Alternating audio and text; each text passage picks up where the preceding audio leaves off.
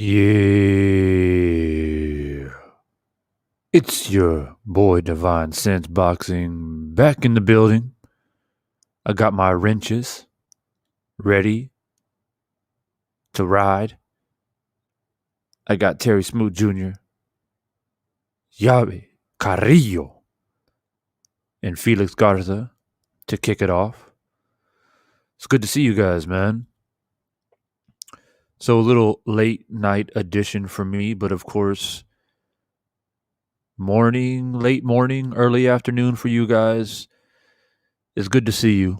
And thanks for dropping by as always. So you guys see the title of the live stream. So you know that Divine it's gonna start cooking very, very soon. EK experience was good. Winners train, losers complain. LDBC back in the building. Always good to see you, man. First thing, you guys know the drill. As soon as you come in, smash that like button.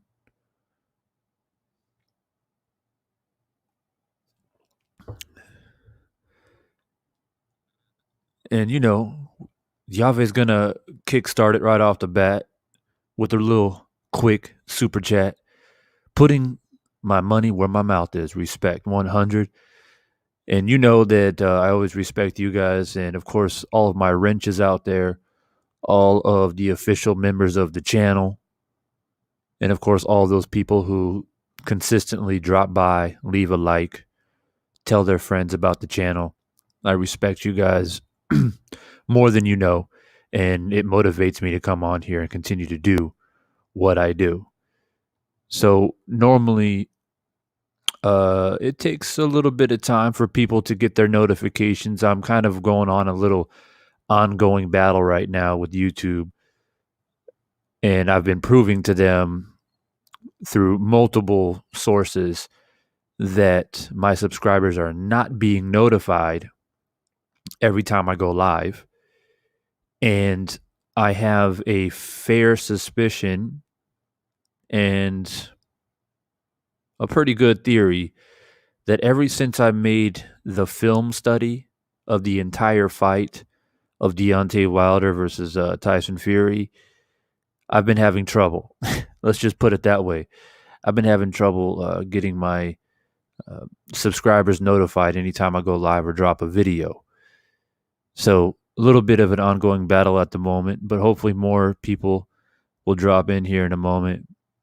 And like I said, you guys see the title, man. It's going to start cooking up in here very, very soon. For those of you who joined my live right after the Rigondeaux fight, I literally jumped on live maybe, I don't know, 30 minutes after the fight. If you guys were a part of that interesting live feed, I, for some odd reason, I was a little bit shell-shocked because I didn't expect the turnout that it received. And we had like 400 people in the live. And of those 400 people, we had maybe, I don't know, maybe like 40 to 50 of Divine Sense Boxing subscribers. It was overwhelmingly in the favor of Casimero's trolls. And it was quite intense. And for those people that are the wrenches and they're a part, or they were a part of that live stream, you guys know what I'm talking about. I believe Felix was in there and Yave was in there. So my wrenches were heavy at work during that time. So I appreciate you guys keeping the trolls out. In the meantime, we got a poll popping right now at the moment saying, is Rigo underappreciated? Yes or no? Make sure you click something in that poll right there. Choose yes or no. What do you think? Do you think Rigo's underappreciated? Go ahead and vote because I always do look at the poll every single time. And of course, smash that like button. We got G Funky Boxing in the building as well.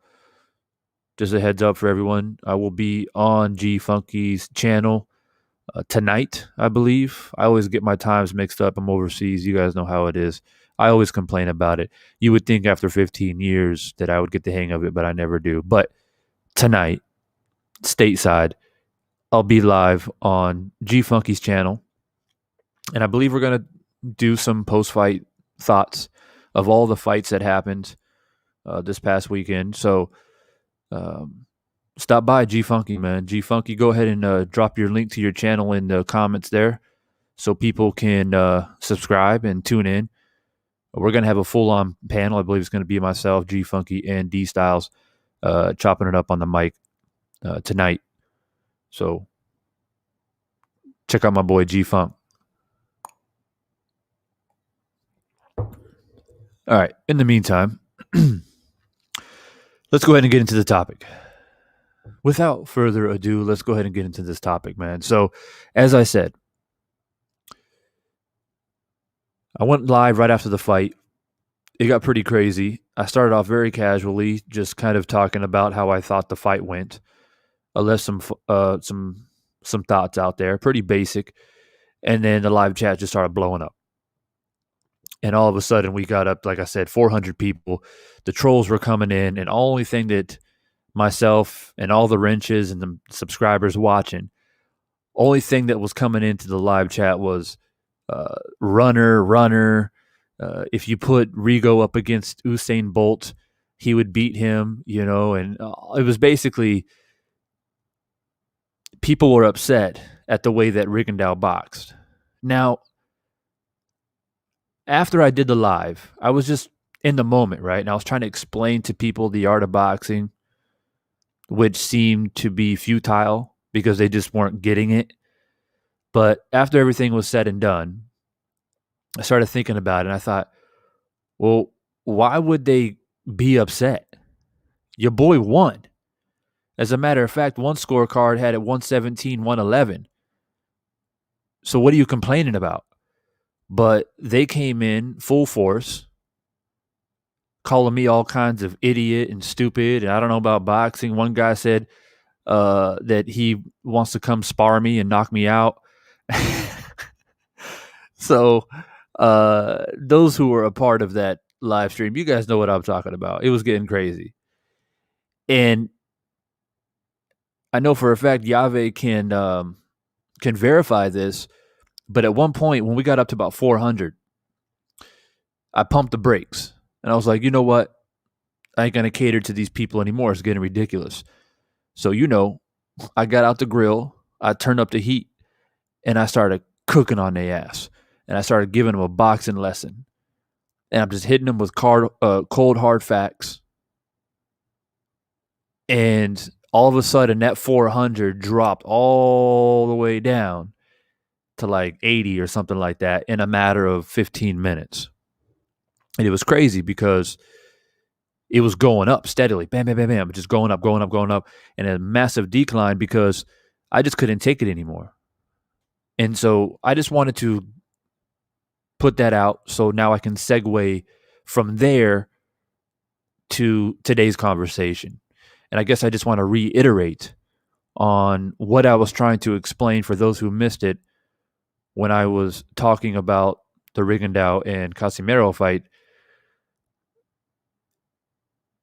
And really, it was just me giving a post-fight thought. I didn't expect to do a deep, thorough explanation of how the sweet science is and how it should be respected. But that's what it ended up being. So, like I said, for those who missed it, I'm going to go ahead and just relay that message. Or if you didn't get a chance to listen to that live, it's already uploaded. It's pretty long. So you're here now. So we'll go ahead and go over it.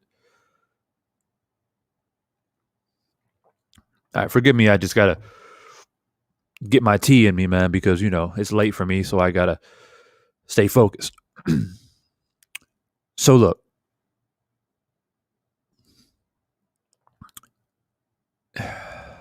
I've been around for a long time. I've been talking about Rigondeaux for a long time. I'm quite well known for the likes of, the G Funkies and the D Styles and other channels, 78s, the channels that have been around 10 plus years, pretty much know what Divine Sense Boxing is about. I have always been steadfast in my beliefs and steadfast in the types of boxing styles that I personally prefer. And I'm always an advocate of the sweet science. I don't get into, playing sides and choosing favorite fighters for this reason or that reason, or making videos to increase my likes and viewership and my subscriptions. I always pride myself of being able to talk about the sweet science and breaking down fights and giving predictions. That's pretty much how I made a name for myself. I'm not a channel that gives the latest updates and drops 3 videos a day. It's not my thing. So when I get on camera and I talk about the ins and outs of the sport, I take it quite seriously. And those, as I said, who know me for years and now current subscribers who are now getting to know me, you guys know by now what I support. And I've always liked Rigondeaux. And I said it in my live stream, the post-fight thoughts, that my favorite all-time fighter is Willie Pep.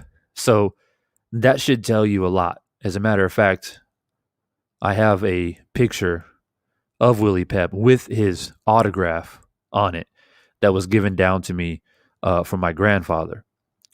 So that's how I came up learning about the sport.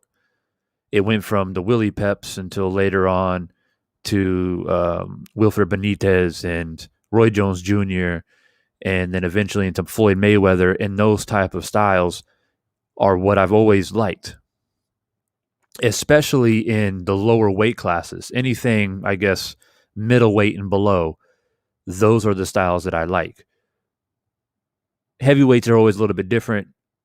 I always like the Larry Holmes and the Muhammad Ali's, working behind the jab.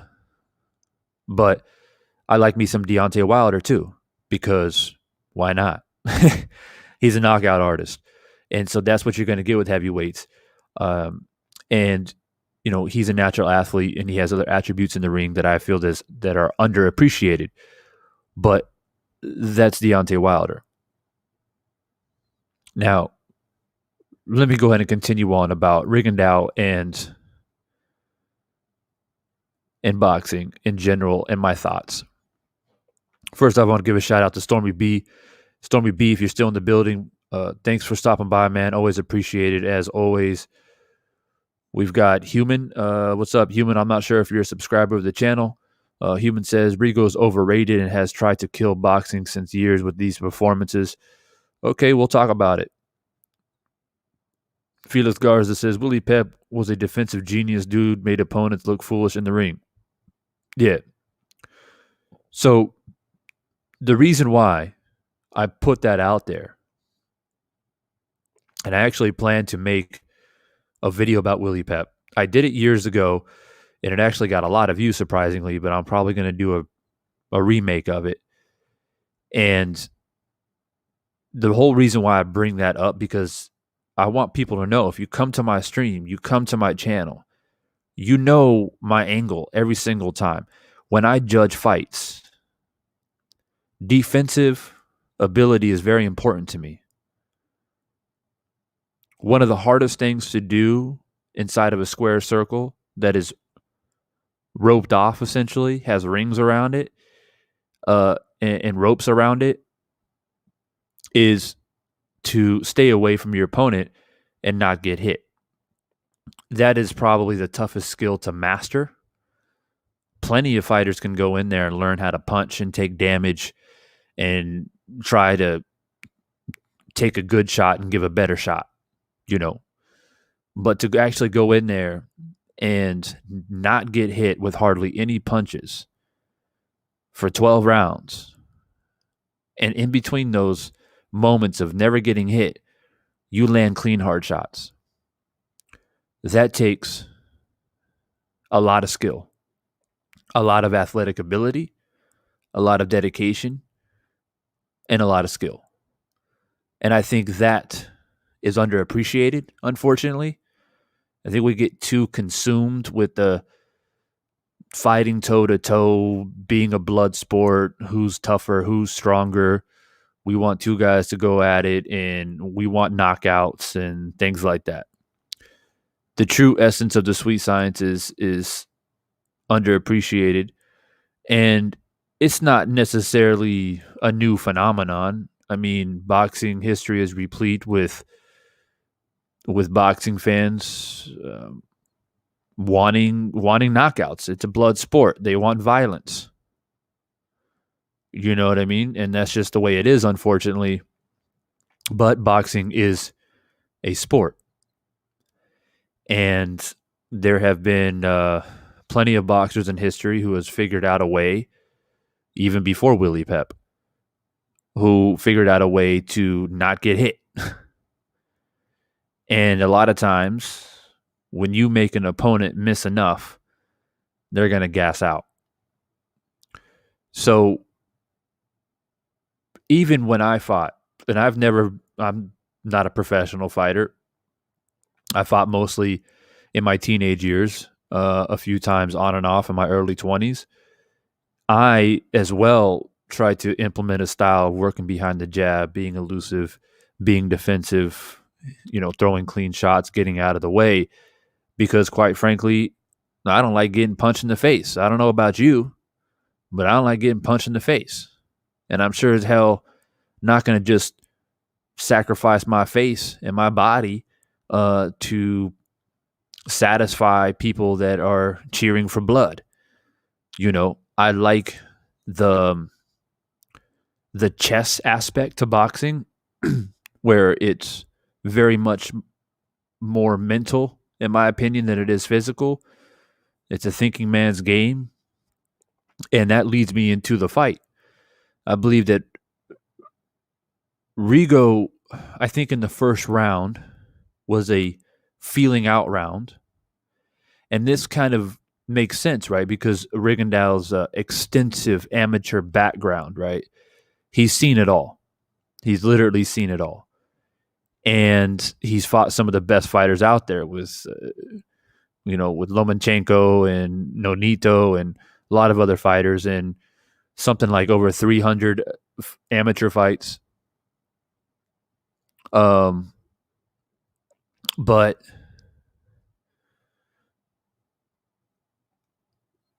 so he has that pedigree, right? So he came in with the game plan to kind of feel it out. He came out in the first round to come to feel it out. And I think he realized the size disadvantage that he was in. I feel like he was like, okay, this guy is a lot bigger.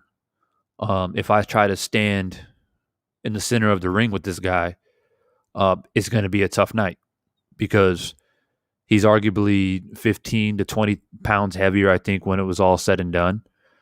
And maybe he felt some power. Maybe he felt like, this guy can punch a little bit. And right away, you can see a major adjustment. If you go back and watch the fight, from the second round on, pretty much, he started boxing. So that was a major adjustment by Rigondeaux. So this is where I draw the line. I'm making abundantly clear, and I see people coming in here already getting upset. Who's this? Waterboy. Who's this? Divine Sense, you're a punk. You wouldn't last 10 minutes in a Filipino man's world. Who is this? Get this guy out of here. Get that dude out of here.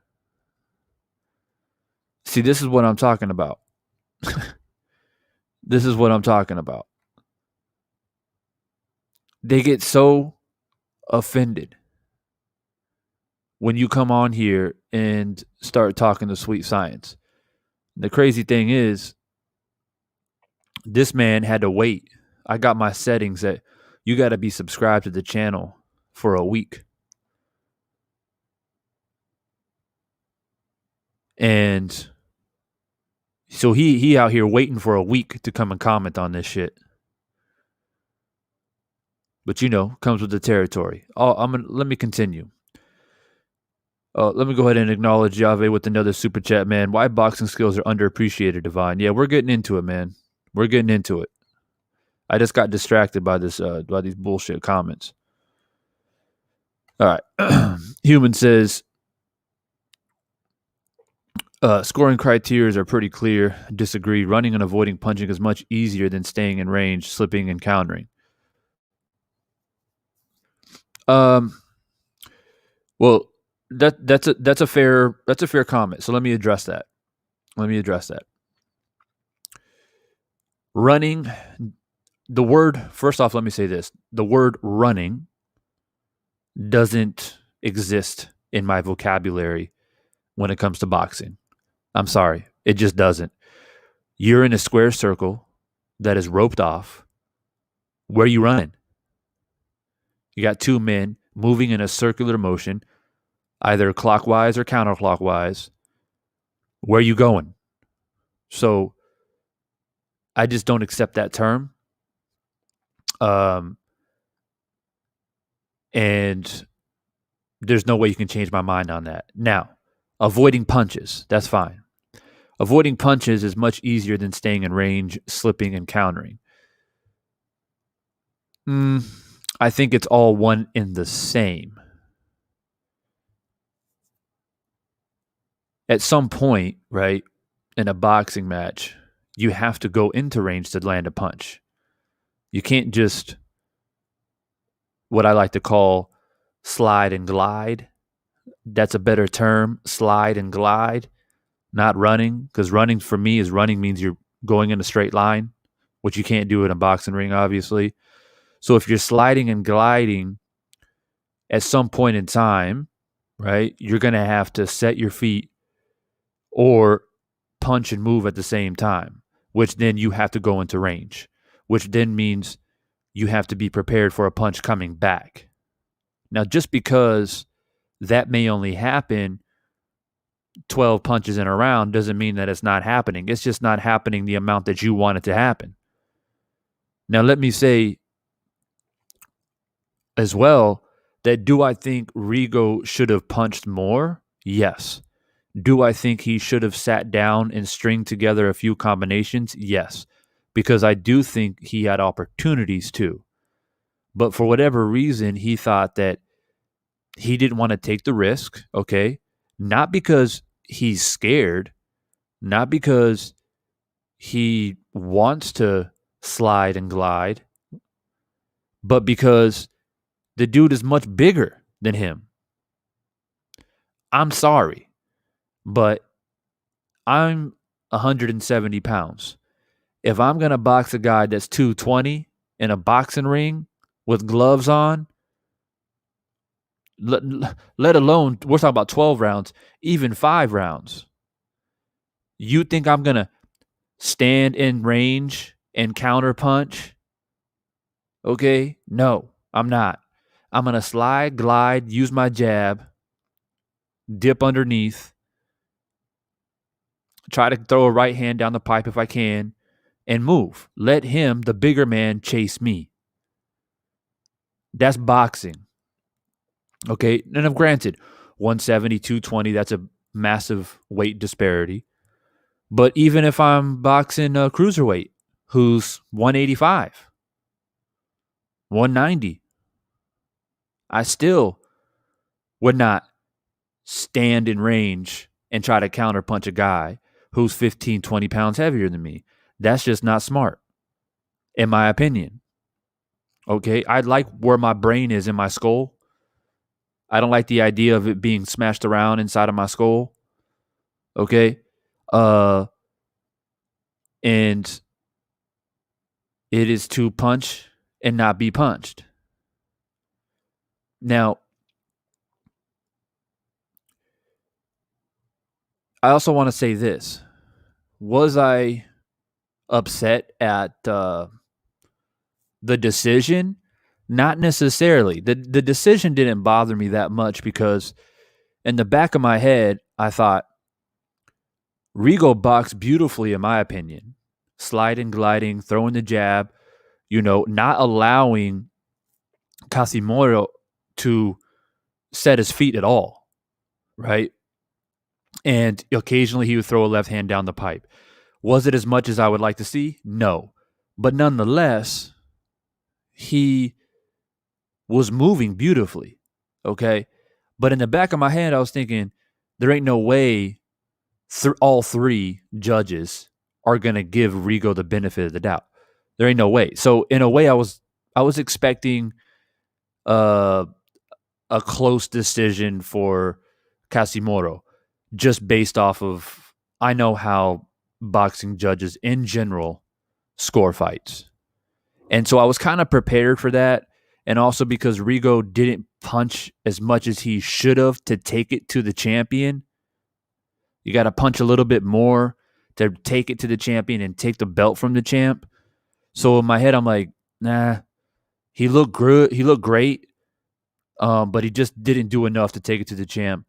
And so I was prepared for that. But what I wasn't prepared for was 117, 111. That is a travesty. That is disgusting. And that is a spit in the face for every boxer who can slide, glide, and move, be elusive, and not get hit with punches. And we're not just talking about he was able to do it for a couple of rounds.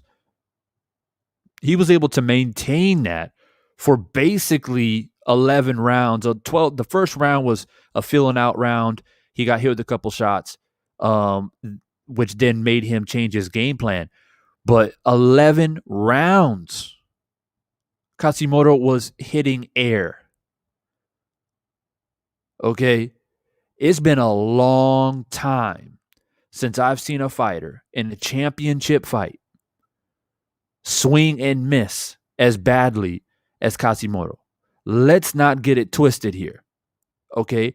If you want to criticize Rigondeaux for not doing enough and running, which I don't use that term, then you have to openly criticize and be honest and transparent and criticize Casimero for not being able to cut off the ring, change his game plan, and quite frankly, land punches.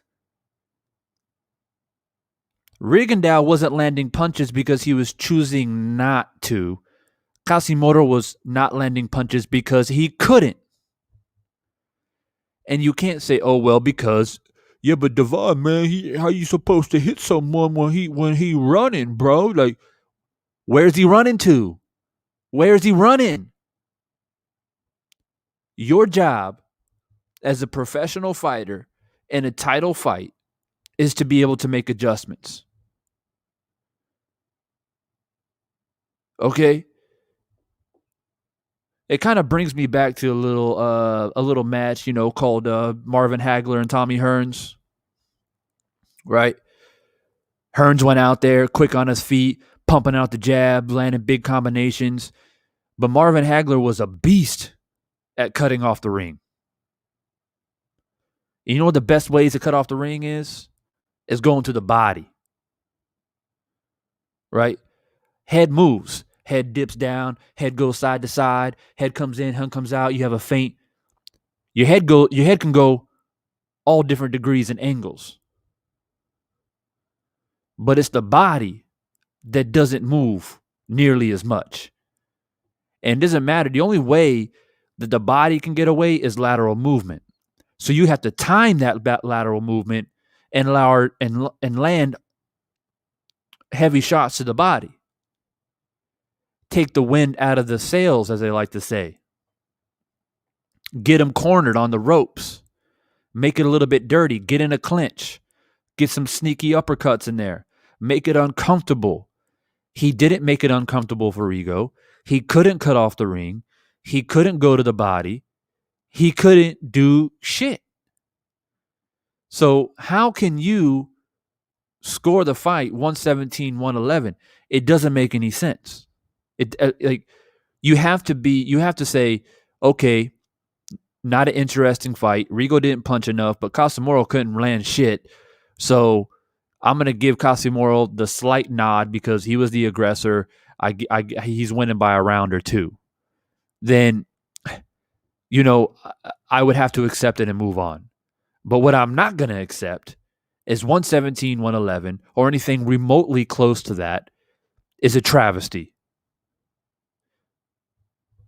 And it is a disrespectful gesture to my favorite all-time fighter, Willie Pep.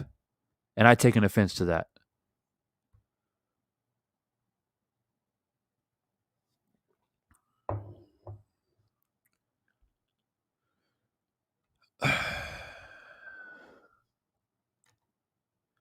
What Rigo did is running.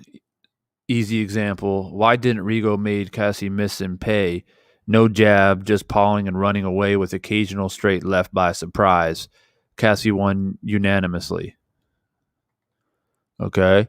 He wasn't gliding. He was running and jumping around with feet in the air all the time. What are you talking about? What are you talking about? Jumping around when it like at this point, man, I feel like I'm just talking to the wind. Nope, Casimero cut off the ring off play. Bro, he can't cut off the ring. Cutting off the ring means you stop the movement and then you land punches. He couldn't stop the movement. He couldn't stop the rhythm. That's not cutting off the ring. He was chasing Rigondeaux. He wasn't cutting off the ring. I think you need to understand the definition of cutting off the ring.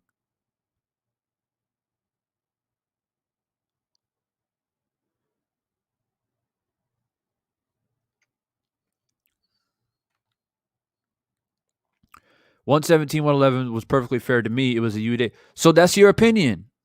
That's your opinion. You are in favor of pressure fighters mixing it up, and you're trying to masquerade it with the idea that, actually, I like counterpunching and staying in range. And, look, Rigondeaux is not a Juan Manuel Marquez. Rigondeaux is not even a Floyd Mayweather. Rigondeaux has made a career of moving, slipping, jabbing, landing the straight left hand, popping out of range, and being defensively sound and very elusive. When the times that he did decide to go toe-to-toe with fighters, he went into some heated battles. He had injuries and other factors. I'm not making excuses, but why not box if you can? Why, if you can move and the dude can't hit you, why not do it? See, that's the thing. We're comparing apples and oranges here, and we're arguing about different styles, and we're basically not going to meet common ground. So if you think Kasi won and you're fine with the 117, 111, I disagree with you wholeheartedly. That's your opinion, and that's that.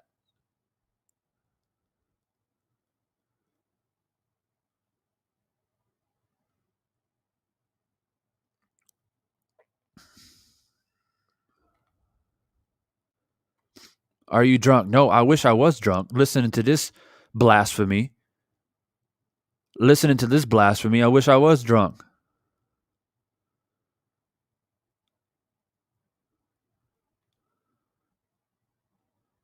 I think you guys need to seriously do a little bit more research because I don't have time in the day to explain to you what cutting off the ring means. Okay? That's more of a visual teaching. And unfortunately, I'm on a mic and a camera here. I'm not in a boxing ring. I'm sorry I can't teach you what cutting off the ring means. But essentially, let me make it simple for you. If I move to the right, you have to cut off that movement. Rigondeaux is in rhythm. Okay, he's a southpaw. So naturally, southpaw, their lead shoulder is their right shoulder, right? They jab with their right hand. So naturally, southpaws move and roll out from their right hand. Okay? So as a orthodox fighter, you're going to have to move laterally to your left and shadow him. And while you are shadowing him, you're stepping in with the jab, okay? ducking underneath, trying to get a left hook into the body, forcing him to move in more of an unnatural movement, which would be moved to his left. All right. And then soon as he makes that pivot to step out from you shadowing to his left, you jump in, okay, and you attack with your right hand. You get him. Rigondeaux was back to the ropes, okay? Ain't nowhere else for he can't go backwards anymore. This is what you got to understand. When a boxer has their back to the ropes and they're moving laterally, right, left, pumping out the jab, trying to move, ducking underneath shots, they're moving laterally, yes? They cannot go backwards anymore. So it's your job to figure out a way to slip underneath and cut the rhythm, cut the movement.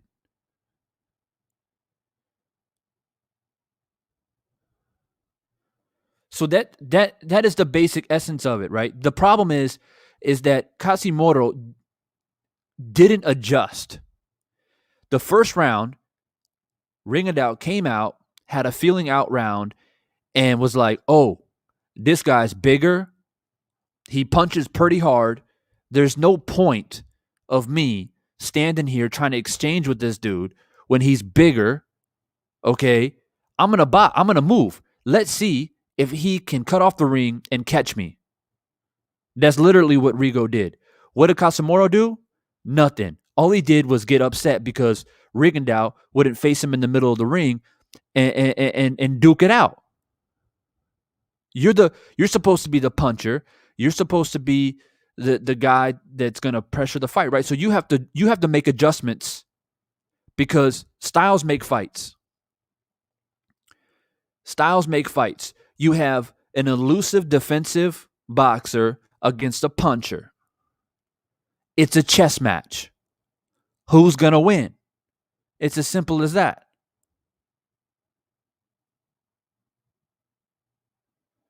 So I'll tell you this right now.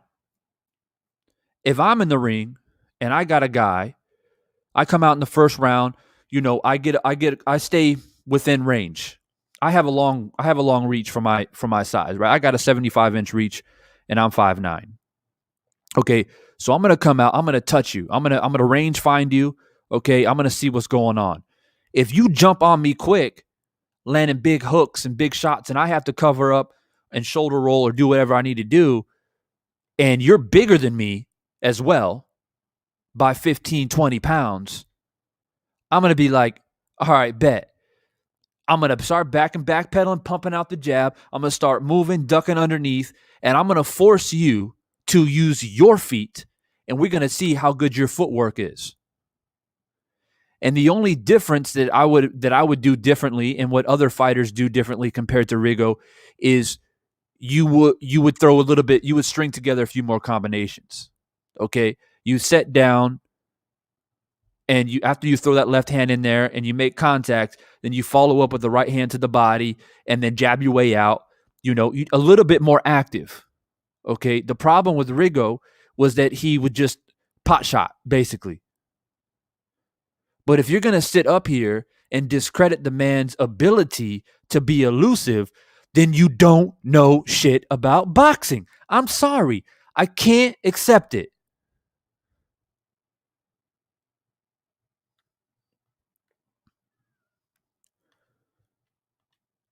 Big Dog Willie, man, I appreciate you becoming an official member of the channel. It enlightens me to know that there are some people out here that do understand what I'm saying and trying to explain to these people.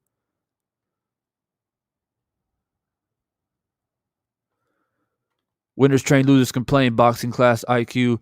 Yeah, man, I got the hard hat on now. They got me working now. And see, that's the thing. I come on here humble, casual. And this is what happens, man. This is what happens. The thing about it is that I just been talking about this stuff too long, man. Too long. Having debates about this very thing for too long. Before, it was Mayweather. People get so upset about Mayweather. Oh, he does a pot shot. Oh, he does a Philly shell, and landing straight right hand and landing jab.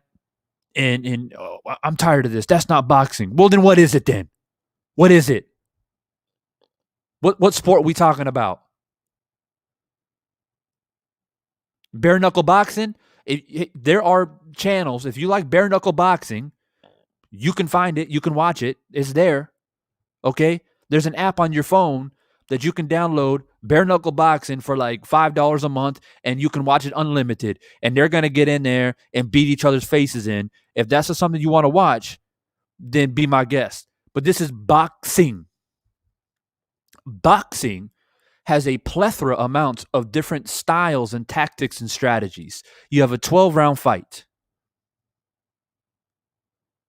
The art of the sweet science is to hit and not get hit. And the least amount of damage that you take, the longer you're going to last in the sport, which is why Rigondeaux has over 300 amateur fights and has been in there with some of the best boxers that we know of in his weight class.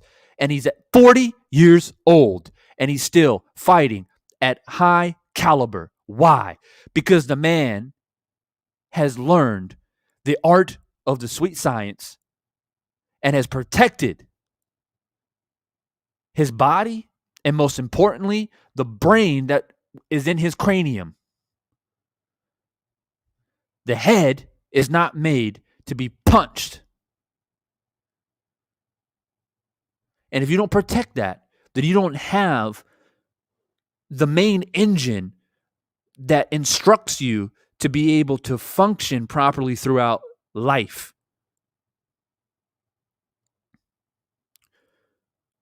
And I'll be the first one to tell you that, do I believe in all of the out of the ring antics that Mayweather was involved in? No.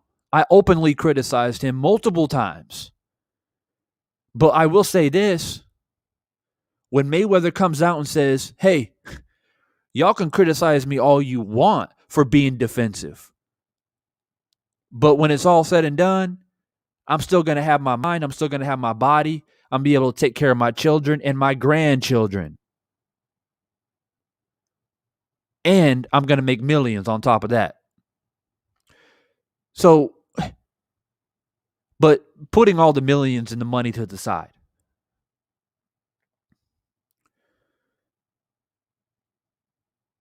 we have to reconstruct the definition, I guess, of what boxing is, because I think there's a lot of people that are confused. Now, if you like the fighting toe to toe and, staying within range, and and I give you a shot and I try to slip it and I try to give you a better shot and we go 12 rounds and Mickey Ward, Arturo Gatti type shit, then that's cool. That's what you like. That's cool. But I don't like that. Would I watch it? Yeah, why not? Because, it's entertaining. Would I ever fight like that? No. Would those two type of fighters be my favorite fighters? No. Did Floyd Mayweather beat the brakes off of Arturo Gatti? Yes. Badly. Embarrassingly so. Faster hand speed, better defense, and better boxing IQ. Simple as that.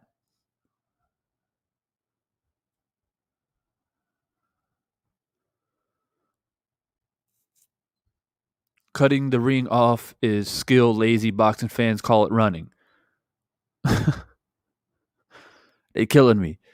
Live J5, what's good, man? Rigondeaux stood in the center. Casimero didn't punch. He was worried about the counter left and reacting to every feint. Look, if you just joined this stream, man, I said it multiple times. If you're going to criticize Rigondeaux for running, as you like to say, and not throwing enough punches, boxing, unfortunately, as much as I don't agree sometimes, it is subjective. And if you want to criticize Rigondeaux, that is your right. But you have to then criticize Casimero for not being able to land jack shit. And he couldn't cut off the ring, which is what a pressure fighter / puncher is supposed to do against a guy who has the ability to be elusive. He's a professional fighter in a title fight. You have to make those adjustments. Simple as that.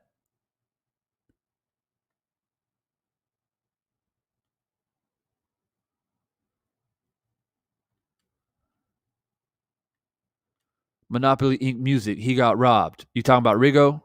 You think Rigondeaux got robbed? Someone talk about how Casimero could possibly get away without tackling the PED set up to fight on fight night. I haven't heard anything about that. If you guys got more info, let me know. Christian, what's up, man? This channel is one of the few that breaks down the sweet science. Keep it up, brother. Good work. I appreciate you, man. I appreciate you. But, like I said earlier, this is actually something that I like to do. This is what I've been known for.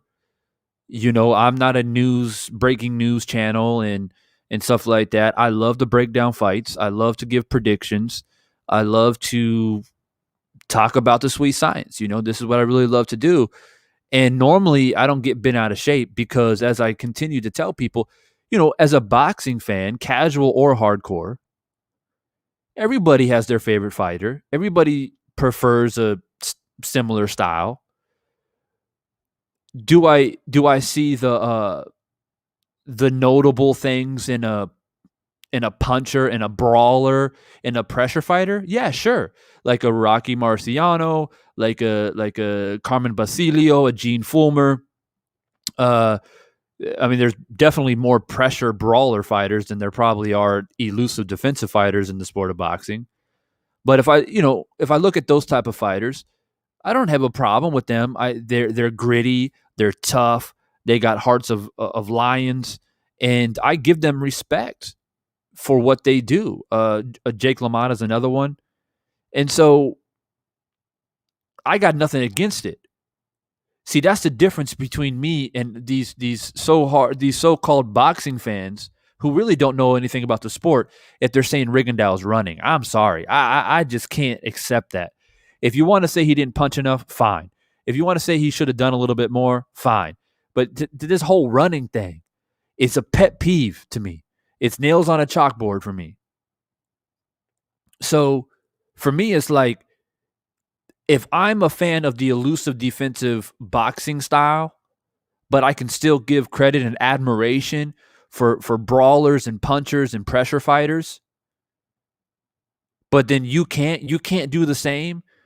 You can't be like, well, you know what, man, I just prefer, a fighter like Marcos Maidana. He's fun to watch. He's a rough and tumble fighter, but I can appreciate Floyd Mayweather's skills. Then that's cool. Like, that's how it should be. Because at the end of the day, it's two men stepping through the ropes, putting their lives on the line, and you respect them. None of this, he running. See, the thing about me, man, I'm about to get lit right now. The more I talk about this, the more I get lit. When people say running, I would like to see and witness these people get in the ring and fight a guy who's elusive and defensive. Watch them get punched in the face, and let's see if they have a different opinion on what running is. Dave Martinez, man, what's good?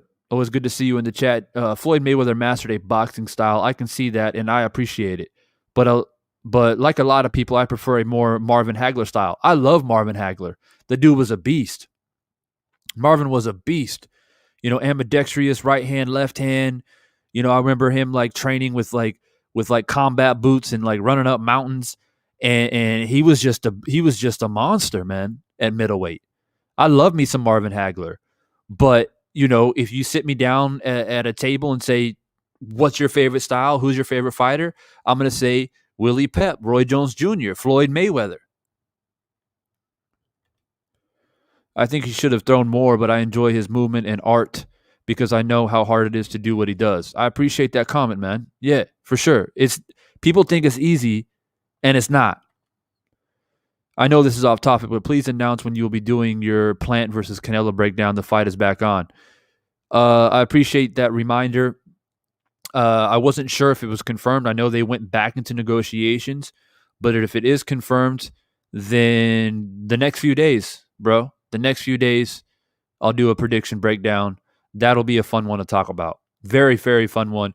As a matter of fact, I have a friend out here who's a professional fighter. I think I'm going to simulate Caleb Plant.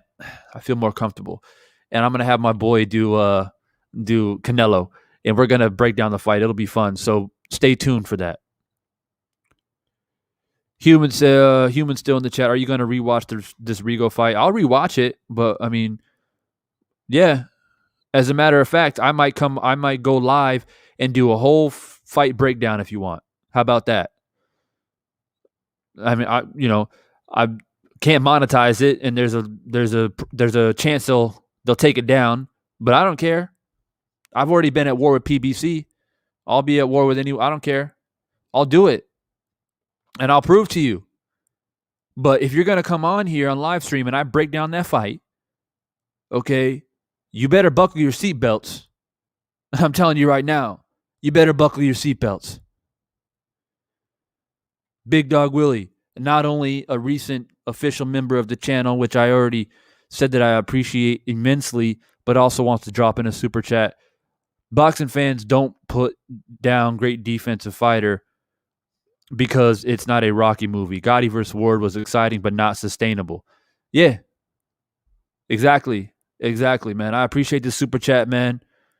If you guys want to comment red, if you feel like it's important, you want to catch my attention, drop a super chat, man. Doesn't matter the amount, but it does catch my attention because the chat is getting a little bit busy. Canelo is the favorite, but Plant has the tool to give him issues. Yeah, I'm looking forward to breaking that one down.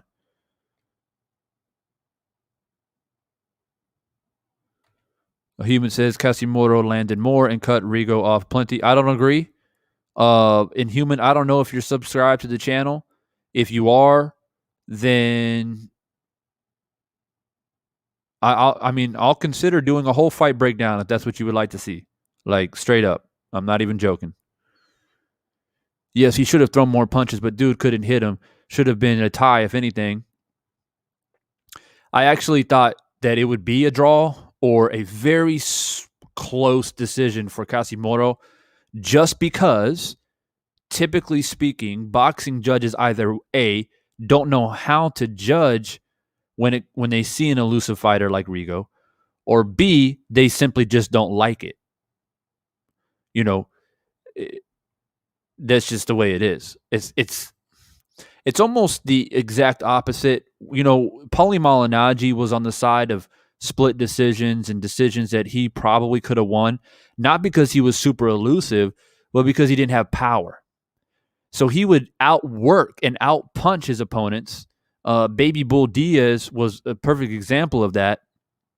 And he didn't get the decision because he can't hurt his opponents, but he's outlanding and outpunching his opponents. And he was on the side of a lot of controversial decisions, in my opinion.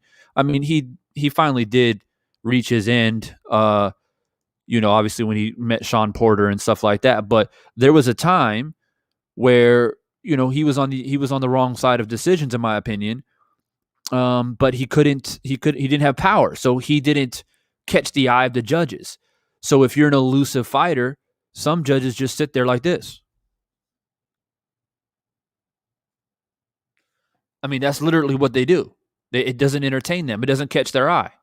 So I was expecting a draw or a close decision for Casimero, to be completely honest with you. And I was screaming I was watching on my phone actually, but I was screaming at the screen like, "Yo, Rigo, you got to sit down on a few punches, at least in the later rounds, to go ahead and secure this." But he kept moving.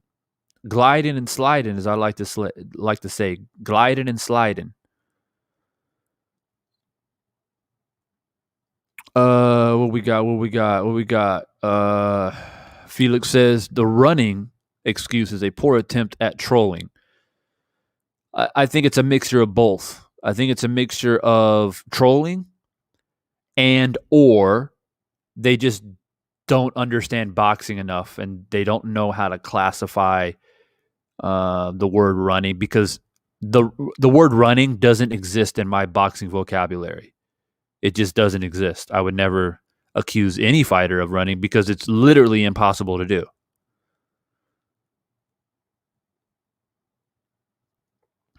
What we got? What we got? What we got? Awesome. Yeah. Yeah, yeah. Yeah, Christian, stay tuned to that, man. Stay tuned, bro. It's gonna be a good one. Call it whatever we want. How many total punches were thrown in that fight? Casimero could also use some feints.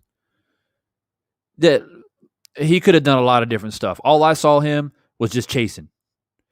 If if Rigo was moving out to his right, he was trail. He couldn't square his shoulders up.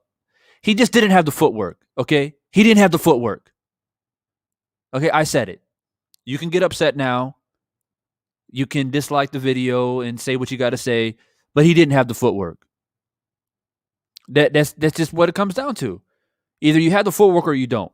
If you don't want to agree that he didn't have the footwork, then I guess it's just coming down to he didn't know how to implement a new game plan. In boxing, shit don't go according to plan all the time. There's only very few fighters who have that type of ring generalship and prowess where they can go in there round one and have a game plan and stick to that game plan, implement that game plan for an entire 12 rounds or until they knock their opponent out. Very few fighters can do that. A lot of times, shit doesn't go according to plan, and you got to make adjustments on the fly. And Casimero didn't do it, in my opinion. He didn't do it.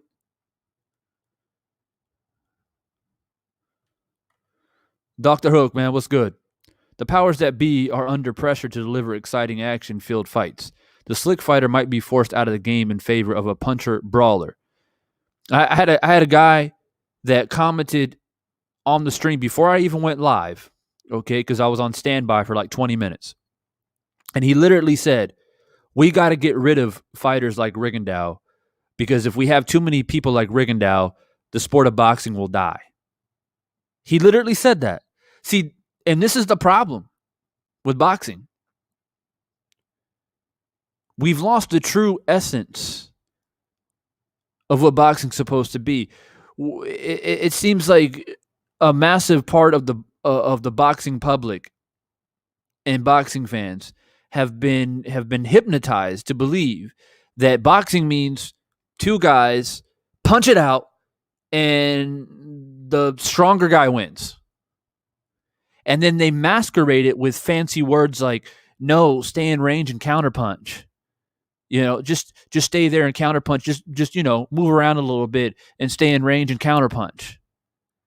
Not everyone fights like Manuel Marquez. Okay? And other counterpunchers in the game. So it's sad. I don't have any other words for it, but it's sad that you don't know enough about the history of the sport and how many different styles have came through the sport of boxing since the beginning of time, or even in modern history.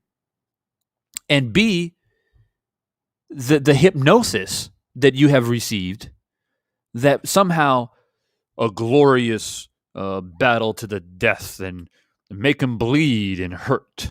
And the more he bleeds and the better he's knocked out, the better it is. This ain't no He-Man shit. This isn't a strongman competition.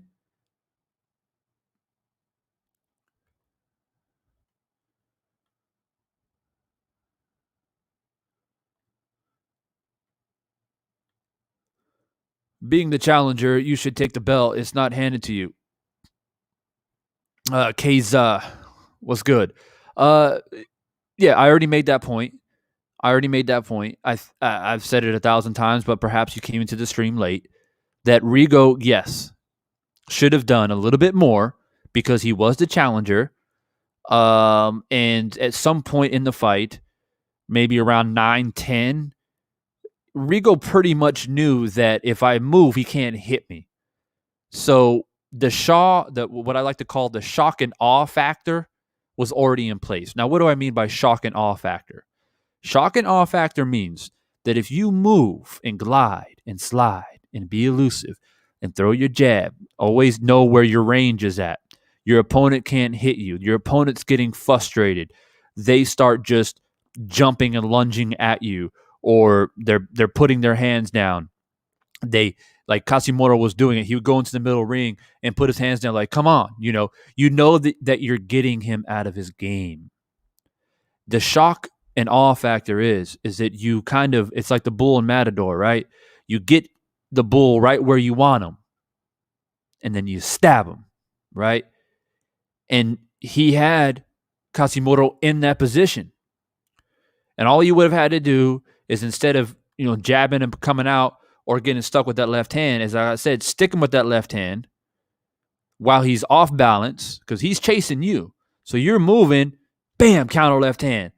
And then you followed up, pop, pop, another 2 or 3, roll back out. Just that would have been enough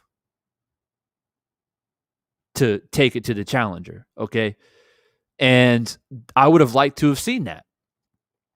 And we didn't. So that's why I said that the fact that it went to Casimero wasn't necessarily a surprise.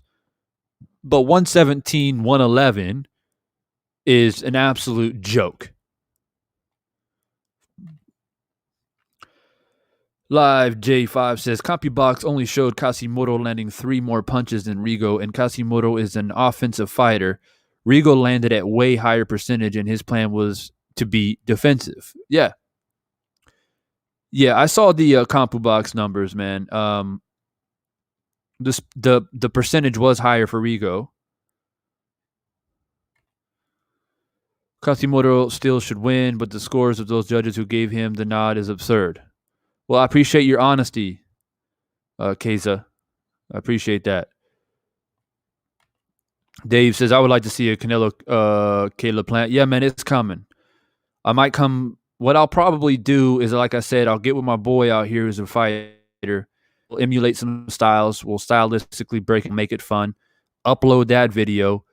And then a day or 2 later, we'll come on live. And maybe I'll premiere it. That's what I'll do. I'll premiere it.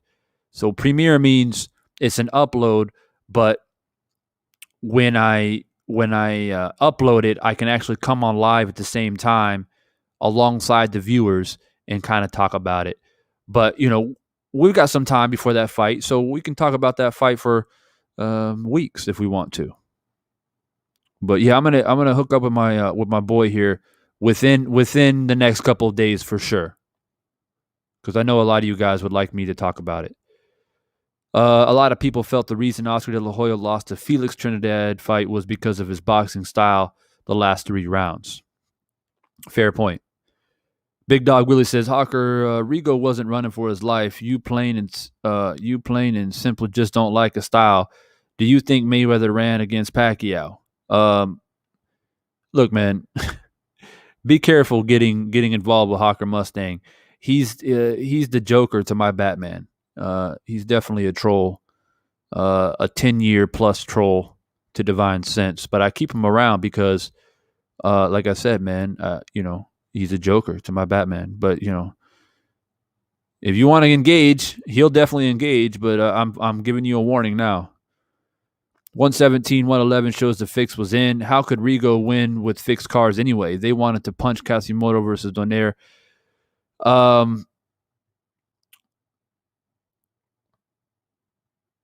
Yeah, I mean, that's the thing. It's like, even if Rigo punched a little bit more and engaged a little bit more, when you have a scorecard like 117, 111, that's very telling. So if that judge, what would that judge do it then? Maybe do it 116, 112, 115, 113? Like, I mean, let's be real here. Casimero wasn't landing anything, and you give it 117, 111. So even if Rigo punched a little bit more, what would that one George score it? Like, seriously.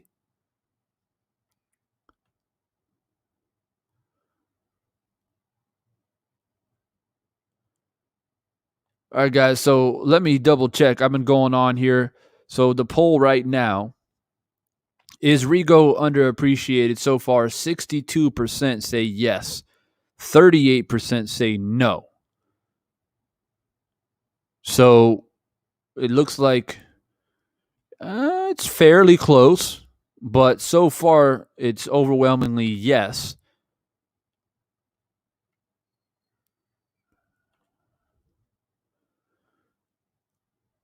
After Rigo whooped Daenerys' ass, he was blackballed ever since.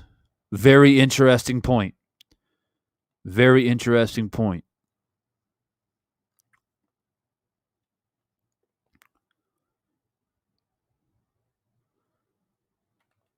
Rigo got put down also. Or you mean the punch behind the head?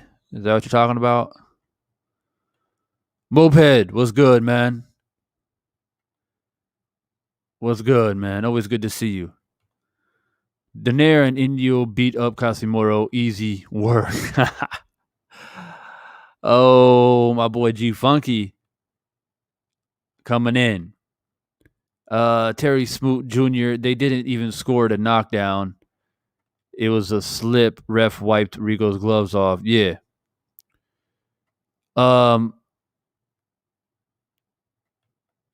Yeah, so just wanted to catch up on the chats there because I get up on my soapbox and I start cooking. But what I do want to say is we've had up to 30 people in the chat, so we should have 30 likes. We should have 30 likes. And as a matter of fact, who was I looking at earlier? Yo, Yave, are you an official member of the channel yet? Let's make that happen, man. I got my wrenches popping in here. I appreciate you guys keeping it cordial and respectful. Look, and I want to say too, for the wrenches, that you guys have done a really good job today monitoring, because I'm terrible at like conducting the spam and the trolls and shit. Because like I said, man, I'm ranting and raving. But you guys done a good job today so far, and I just want to say that I don't have any issue with people having a different opinion.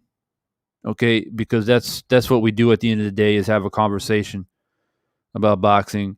But it's just the line is drawn in the sand when it becomes disrespectful and idiotic and ignorant and racist, obviously, intolerable shit like that. But you guys have done a good job so far today. I appreciate it.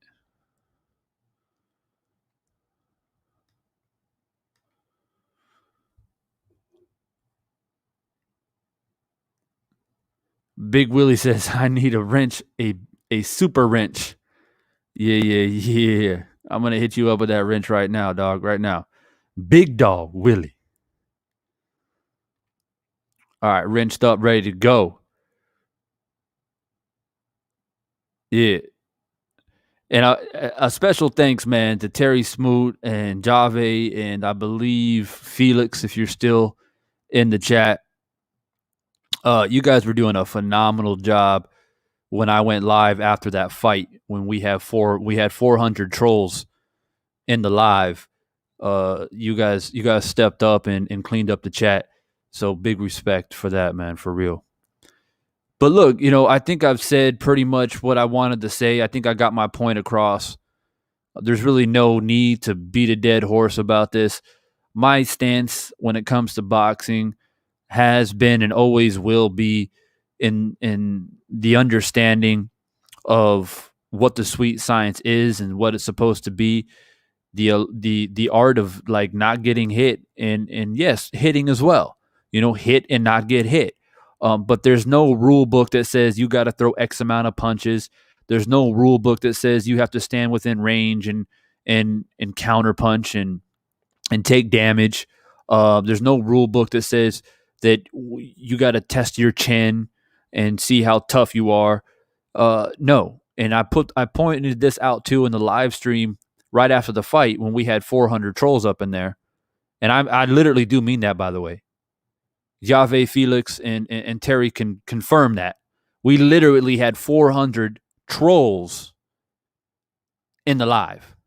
Like, not even kidding. But one point that I made abundantly clear was, look, at the end of the day, if Rigo throws 50 punches in a round, okay, we'll do it more accurately. If Rigo throws 30 punches in a round, okay, and lands 7, 30 and 7. Casimero throws 100 punches and lands 2. Who wins that round?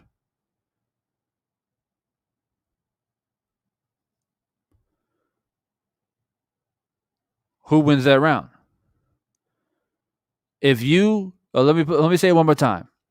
If Rigondeaux throws 30 punches in a round and lands 7 or 8, and Casimero throws 100 punches and lands 2 or 3, who wins that round? Now, if you're the person that supports pressure fighters, aggressive fighters, offensive fighters, and you would say, well, 100 punches is a lot, and he should get credit. Well, I beg to differ. Your man threw 100 and landed 2 or 3. That means he ain't landing shit. That's the way I see it. So if you come to Divine Sense Boxing, the kingdom and the domain of Divine Sense Boxing, that's what you're going to get around here. Is a boxing lesson. Verbally, mentally, a boxing lesson. He was running. Where's he going? Where's he going? Where's he going? You're in a square circle, roped off, turnbuckles. Where you going? He's running. I don't know about you, man, but I learned the word run when I was maybe like a year and a half.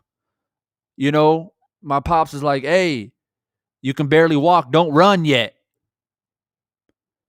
Running to me is straight line. Maybe at an angle, maybe 45-degree angle. Because you can't really run laterally either unless you turn your hips. But you still your feet gotta face forward. That's running. In a boxing ring, you gotta have lateral movement, literally lateral movement.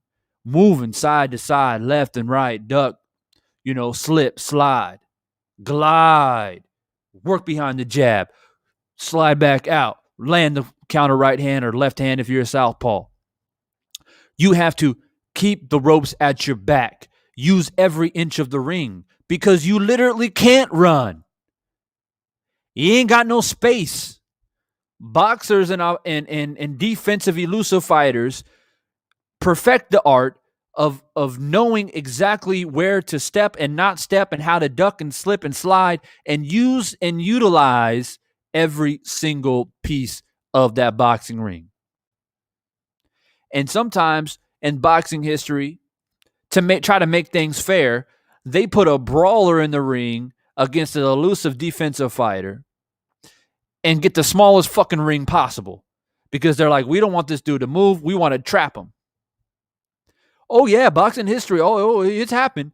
Go hit up my boy Stormy B, and I'm sure he will give you plenty of examples of where that's happened throughout boxing history.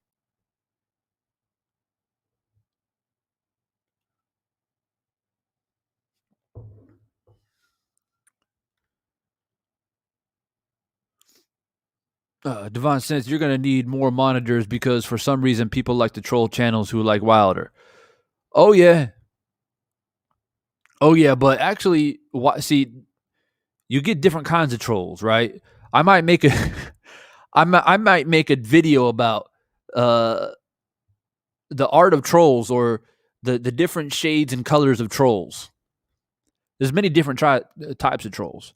When I make a video about Wilder, that seems to be, the white supremacists and the guys out there that hate black people, or they hate on me because I don't like I'm white and I should be supporting the white man, that type of shit. But then you have, the Filipino trolls who are like die hard for their countrymen, and die hard for their fighters, no matter win or lose, wrong or right. And so they come in and they don't listen to nothing. Like, I went live with literally 400 trolls, and only thing they can type in the chat was run. Running, running, running, run, run, run. Rigo versus Usain Bolt, Rigo would win. Run, run, run, run, run. That's literally that you dealing with 400 people with that same mindset.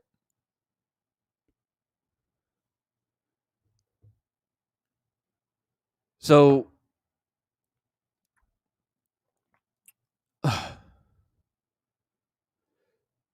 once we get closer to October 9th, you talk about the Wilder versus Fury trolls will come out of the woodwork trolling. Oh, I know. Once you start creeping closer to October 9th, it's going to get more intense. It's kind of leveled off a little bit because, how can you support Fury when he's doing all this bullshit? Let's be honest. But Javed says, I don't get it. Nobody has a problem with Filipinos ever. I don't have any problem with Filipinos. Yave, you remember when I was live in the chat, I was like, I got a lot of Filipino friends. And a lot of them are very humble and kind people. But you get a lot of ignorant ass people, man. And that's not even Filipino. That's people in general from all parts of the world. But, I told everybody, I was like, because people started coming at me, oh, you don't respect Filipinos and you're generalizing Filipinos and da, da, da. I'm like, no, I'm just saying Casimero didn't do shit. That's what I'm telling you. And you taking offense to that. You're being aggressive with me. You're telling me to shut up. You're telling me I'm an idiot. You're telling me I don't know about boxing, X, Y, Z. But yet I'm generalizing you. You generalizing me because I ain't supporting your man who didn't do shit.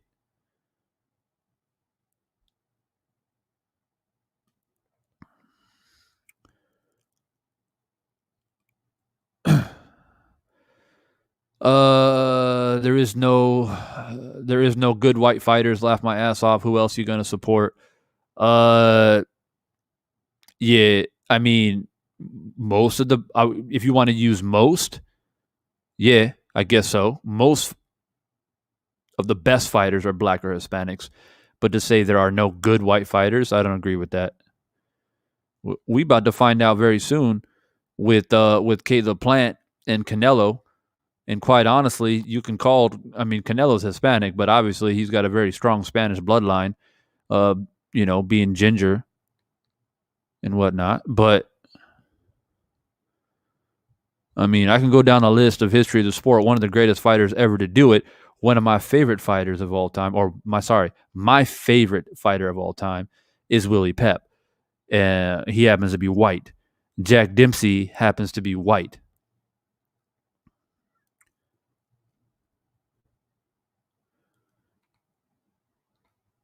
So, yeah, I can't ride with that.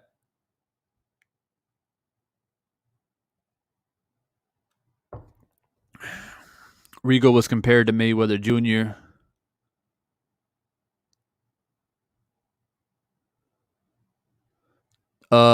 Yeah, he was for a long time, but in my opinion, there's similarities, but they're different fighters. In my opinion,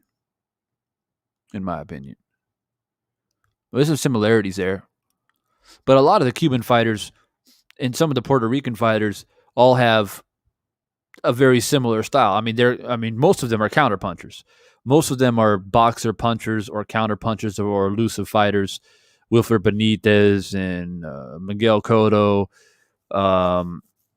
Camacho, and Erislandy Lora, and I mean, even what's his name, Ugas, who's going to go against Pacquiao. He's a counterpuncher too. So they have that pedigree.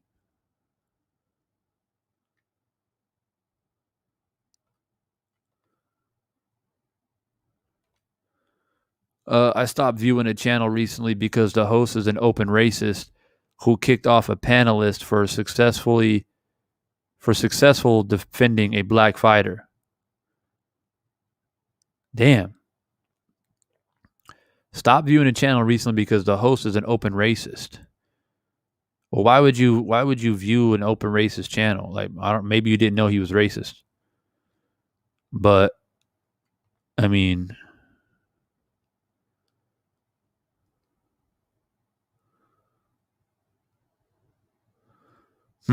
interesting. I mean, there's a lot of stuff going on YouTube, man, that I can't keep up with. I can't lie to you. And a lot of it just makes me shake my head. We got channels out here that are just there. I'm gonna say a lot, but I've ran across a few that are definitely like closet racist with the way that they speak and how they talk and stuff like that. And that's the thing is like, at the end of the day, like, this is boxing, right? So you have to be consistent. And for me, I always can pick out inconsistencies very quickly with channels. And I just I stay in my lane. But for me, it's like it's hard for me to take anyone serious when with one moment they're supporting this fighter, another moment they're supporting another fighter, and they support fighters based off of race and creed and irrelevant reasons, in my opinion, because I like fighters based off of their abilities. I mean, if there's a fighter out there that I don't necessarily support, but he's an American going up against a guy from the UK, yeah, I'll probably go for the American because I'm an American, right? But I mean, for the most part, I'm very stylistically driven on how I support fighters and who I like, But I recognize all fighters. I can even tell you right now off the bat, when it comes to Canelo and Plant, for example, looking at it on paper and watching the styles, I would prefer a Caleb Plant style. I like his style. And I can see myself being a fan of his style. And I'm still learning about Caleb Plant, to be honest with you. But I'm smart enough to know that Canelo is nothing to sneeze at, and he's going to be a problem for Caleb Plant. And so that's just kind of how I approach fights. And then I have my few selected like favorite fighters who, I would support no matter what. Like Rigondeaux. I'm not necessarily a Rigondeaux fan, to be honest with you. I've been talking about him for years. I like him, and I always appreciate the Cuban style. And I feel like the Cuban fighters are underappreciated because they don't have that. Well, for one, boxing promoters and media feel like they can't promote Cuban fighters and even sometimes Puerto Rican fighters or any fighters outside of the U.S., UK, or Europe for that matter. They don't think they're marketable because a lot of them don't speak English. They don't have charisma. They can't sell a fight. They have a boring style because they counterpunch. They're elusive, things like that. So that's disappointing. But for me, I've always appreciated it. I was always a very big fan of Miguel Cotto. Growing up, I liked watching Camacho. I liked Erislandy Lora. And I like Rigondeaux. I mean, yeah. So I just think that you have a big pool, right? I just want to explain to people my kind of ideology here, being around the sport for a long time. And I'll probably end this live with this. You have a big pool of boxing fans. And in that pool, you have many different categories, right? Many different shades of boxing fans, right? It's not always as simple as hardcore and casual, because you have other subcategories, right? You have people that boxed in high school, boxed at the amateur level, but didn't really follow through with it, went into other things in life. So those people are unique because they've actually shared a ring with another man. They've trained. They have some type of foundation of the sport, and so the way they look at boxing is going to be completely different, even to a hardcore boxing fan. You know what I mean? So there are many different shades, as I said, and many different subcategories. And for me, I always align myself. That's why I can get along really well with somebody like Stormy, because Stormy knows the history of the sport. He understands the stylistic viewpoint of the sport, the sweet science. He's a coach. I'm always just gonna get along really well with guys like that because you know I went into boxing very young. I didn't stick with it because I joined the military and traveled the world and did my own thing. But um, I was introduced to it at a young age, and I'm actually going to be on the Eye of the Storm, by the way, with Stormy Saturday night. Sorry, Saturday morning. This Saturday morning. So make sure you tune into that because I'm going to give you guys my whole story on how I got into boxing and why I have a channel and all that different stuff. But basically, I tend to get along with people like that. Which is why I get along with Drew. Everyone assumes, not everyone, but I'm sure there are some people that assume, oh, the only reason why Divine and Drew Titan collaborate is because they're both Wilder fans. Well, I was listening to Drew Titan when I came back on YouTube, and I was listening to him. He wasn't even talking about Wilder. He was talking about another fight, and I was like, yeah, this guy knows a lot. And so, no, actually, I appreciated Drew, and Drew appreciated me before he even had a channel, and I had a channel 10 plus years ago, and he appreciated me for my boxing knowledge, and we just connected, and that's how it works. You know what I mean? So, uh, these channels out here who just talk out of their ass, and they might like the sport. The thing is, I don't want to sit up here and be like, you can't not like the sport and then talk about it. It's pretty much impossible. It's like a gamer who does gaming live streams to like make money on YouTube, but he doesn't actually like gaming. Like, obviously, he likes gaming. Everyone who has a channel on here likes boxing, but there are just many different subcategories. And just like everything else, boxing on YouTube is very commercialized. And if you talk about the main headlines and you know what to put into the content to get the clicks and get the viewerships, and that's how you want to conduct your channel, then so be it. I'm probably not going to be interacting with you very much because I just don't feel like there will be a time where I can have an in-depth conversation with you about the sweet science. And that's no knock, or I'm not hating on anybody, but I've been around long enough and I know how it is. And so that's just kind of my opinion in a nutshell. Um, so yeah. Terry says the Cuban style of boxing is the best amateur style of fighting. Most are southpaws, and that school of boxing is great. But the U.S. style of boxing is best for pros, defense, movement, jabs. Yeah, I appreciate that. Yeah, and Americans produce power punchers. Mike Tyson, Deontay Wilder. They knock people out. And America produces a lot of characters, entertaining characters. Look at Bernard Hopkins throwing the Puerto Rican flag down on the floor in Puerto Rico. Zab Judah, Danny and Angel Garcia, Mayweather, and I mean, like, we got a lot of charisma in America, and and so yeah, that's also a part of it. The guy that got kicked off was the only non-racist on the panel and was killing them with facts. That's crazy. And I don't even know, like,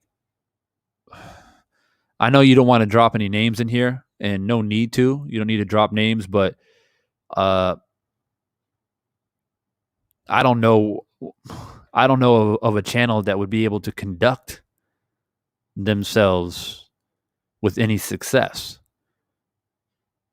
operating that way.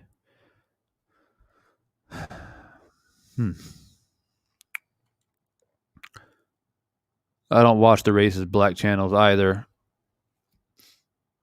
I mean, when I say that, yes, then when he was scared after that, trust me, I was back home when that happened. Yeah. So when I say that I have been attacked by every race, I mean that like wholeheartedly. I've literally, since I've been around YouTube in 2008, I think I created my channel originally in 2008, dropped my first vid like early 2009.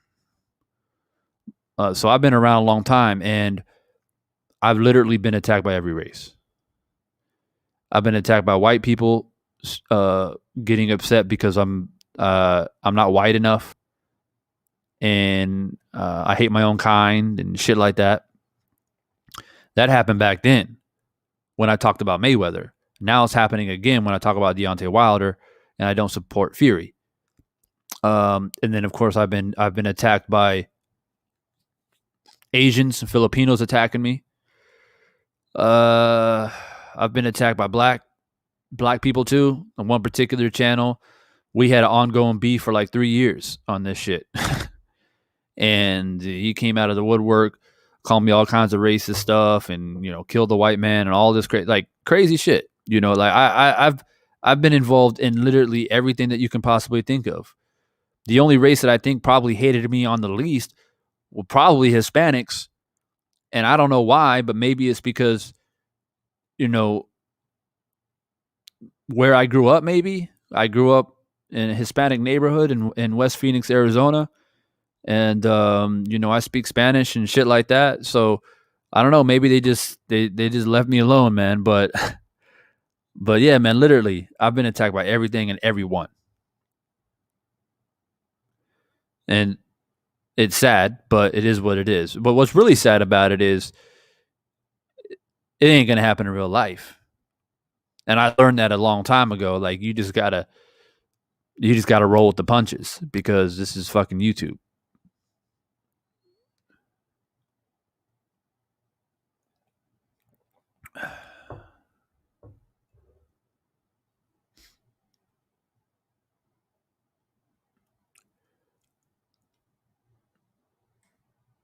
I appreciate that. I really do appreciate that.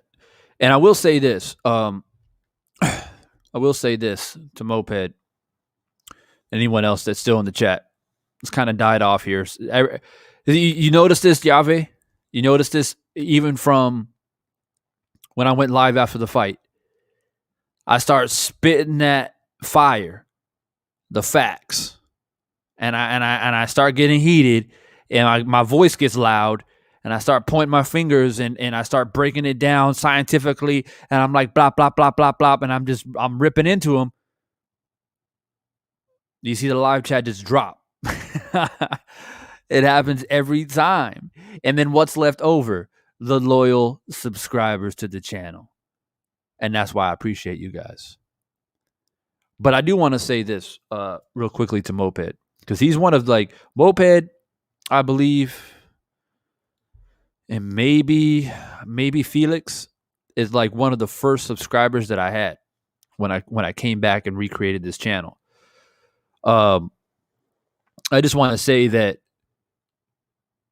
there are very, very few channels left from back in those days. And there was a lot of dust kicked up. And once the dust settled, there's only very few of us left. There were a lot of casualties of war back then. And one of them is 78. He's survived a hurricane and has bounced back and has done a phenomenal job with his channel, with his brand, and doing what he does. And a lot of people have opinions of him, misconceptions, but 78 and I, man, we one of the original OGs on here, man. We go way back. And hopefully I can get up on his channel one of these days. It'll be nice to reunite, I guess you can say, lack of better words, because there are a lot of people out here that feel some kind of way about him, and um I won't go into all of it, man, because I'm on this shit live. But let me just put it to you guys this way: there's a lot of misconceptions. So it'd be nice, one point that we can reunite. And yeah, I look around, and I was a casualty too. You know what I mean? I was a casualty too. I was like just getting hit on all sides. Like I was just trying to talk about boxing, and then I had enemies on all different angles. My daughter was born in 2014, so I was like, I ain't got time for this shit anymore. I'm trying to be a father, trying to do the right thing and take care of my daughter, who is now starting to get into boxing, by the way. And so, you know, I left that shit. I came back and kind of saw the aftermath.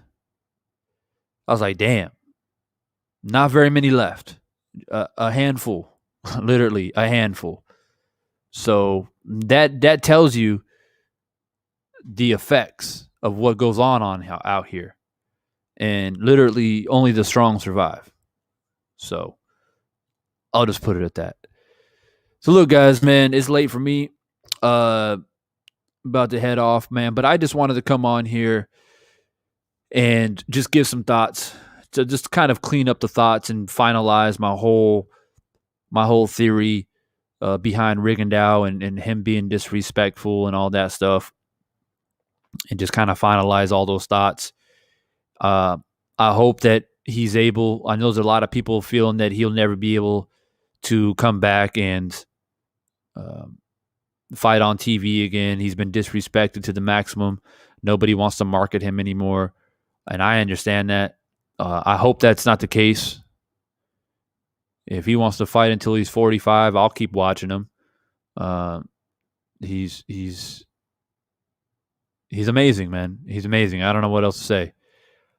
But anyways, so now we got Caleb Plant, Canelo back on. We've got Pacquiao Ugas, which I'll probably do a live watch party, I think. So be tuned for that.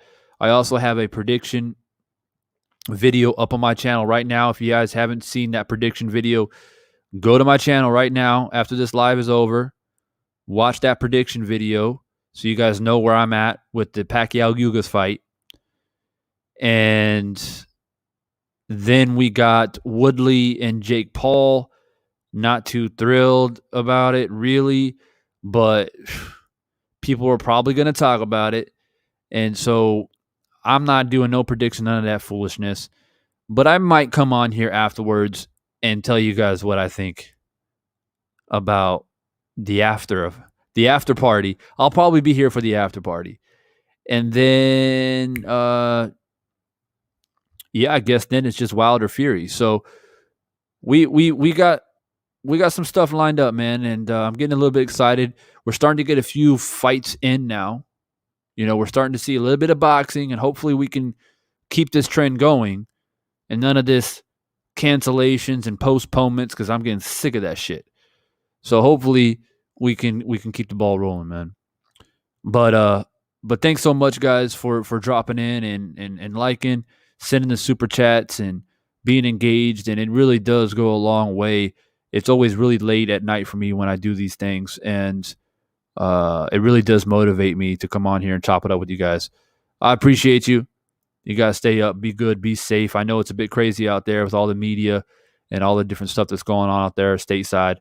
So, be steadfast, be positive, be around positive people, man. That's my word of advice for you. Keep that negative shit out of your life. You don't need it. More negativity just causes panic and fear. The more positivity you're around, the better off you're going to be. I know it's cliche, but it's facts. It's facts. Positivity is the key. Keep your mind strong. Keep your body strong.